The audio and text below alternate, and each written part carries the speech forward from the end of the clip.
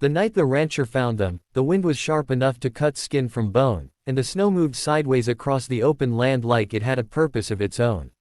Elias Mercer reined his horse to a halt when he saw the dark shapes near the frozen creek. At first, he thought they were fallen logs, half buried in snow.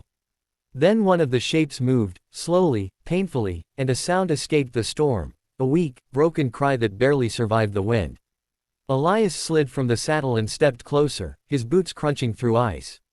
Two women lay huddled together, their bodies curled inward as if they could fold themselves small enough to disappear.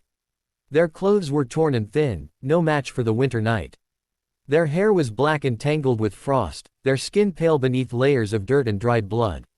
They were Apache women, he could tell by the patterns stitched faintly into what remained of one woman's shawl.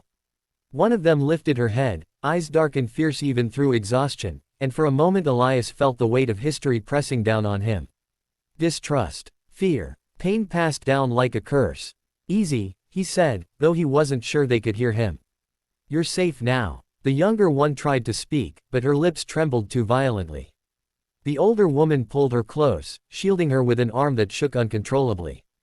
Elias did not hesitate. He shrugged off his coat and draped it over them both, feeling the shocking cold of their bodies through the wool. He lifted them carefully, one at a time, and laid them across his horse, steadying them as he turned back toward the ranch. The ride home felt longer than any Elias could remember. The wind howled, and snow blinded him, but he kept going, guided by memory and stubborn will. When the lights of the ranch finally appeared, glowing faintly through the storm, he let out a breath he hadn't realized he was holding. Inside the house, warmth rushed to meet them. Elias built up the fire, melted snow for water, and wrapped the women in blankets. The older one never took her eyes off him, even as exhaustion dragged her toward sleep. The younger woman shivered violently, her breathing shallow and uneven. Elias worked through the night. He warmed broth, pressed cups to their lips, and cleaned wounds that spoke of hard travel and harder cruelty. The older woman's hands were cracked and scarred, her body bearing the marks of someone who had survived too much.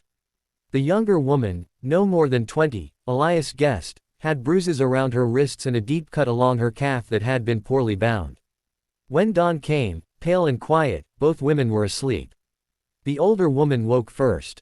She sat up slowly, pain flashing across her face, and took in her surroundings. The solid walls, the fire, the man at the table, watching her with cautious concern.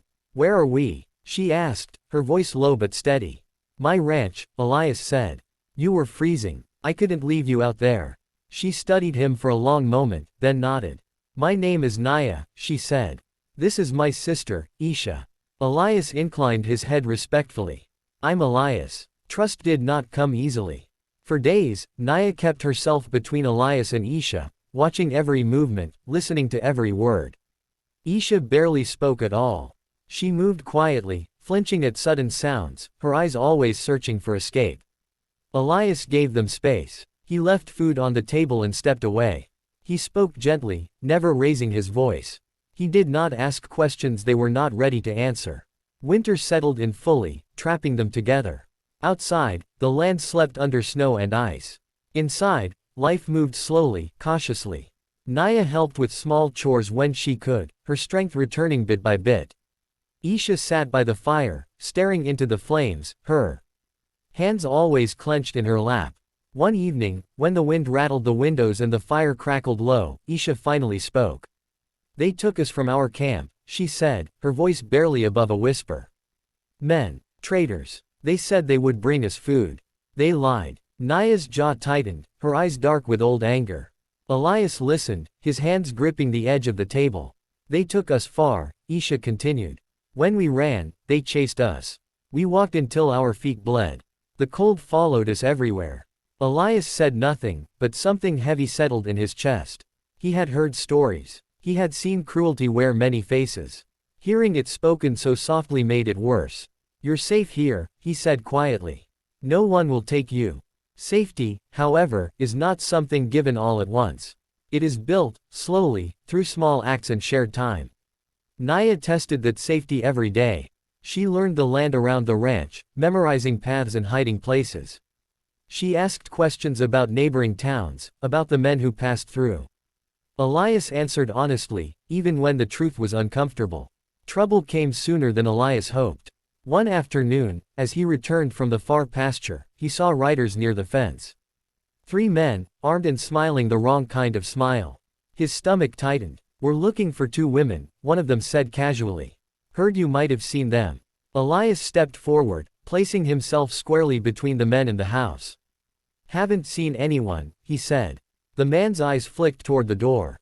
"Mind if we check?" Elias did not move. "Yes," he said. "I mind." The tension stretched thin. Hands hovered near guns. Inside the house, Naya stood with a knife in her hand, Isha trembling behind her.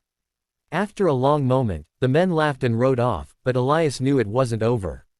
That night, he told the women what had happened. Naya's face hardened. "They will come back." "Maybe," Elias said. "But they won't find you." Together, they made plans. Naya taught Elias how to read signs in the snow, how to move quietly. Elias showed them hidden storage, old tunnels beneath the barn. When the men returned days later, they found nothing but an empty ranch and false tracks leading into the hills. Winter passed, slowly giving way to spring. The land softened. So did the people inside the house. Isha began to laugh again, small at first, then freely.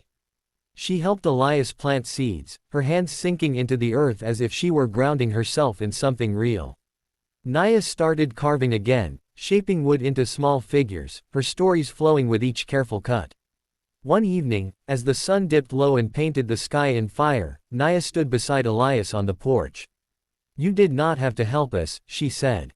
"Many would not have." Elias looked out over the land. "This place saved me once," he said. Seemed right to let it save someone else. When summer came, the women made a choice. They would not run anymore. They would stay, rebuild, and make something new from what had been broken. The ranch changed with them. It became a place of shared work, shared meals, shared stories. It became a shelter not just from the cold, but from the past. And when travelers asked Elias why 2 Apache women lived on his land, he simply said, "Because everyone deserves a place to survive, and a chance to belong." The wind still came. The winters were still hard. But inside that ranch, warmth endured, born from compassion, courage, and the simple act of opening a door when others would have turned away.